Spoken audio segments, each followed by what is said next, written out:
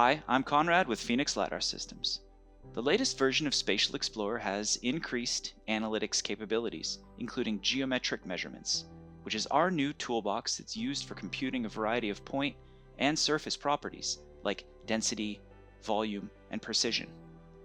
Let's zoom into an example and see how volumes are computed.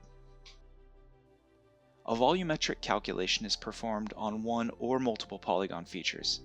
Users can either import existing polygon data into their project or use SpatialExplorer to digitize features directly in the point cloud and store them as a new vector layer.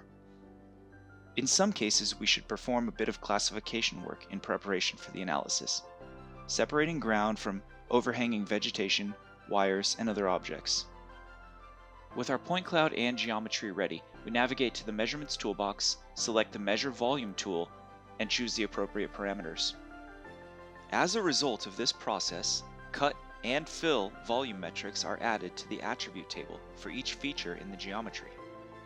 Additionally, a mesh layer is generated to allow for visual quality control of the surfaces that were determined during the process. You can try these new measurements in SpatialExplorer 9.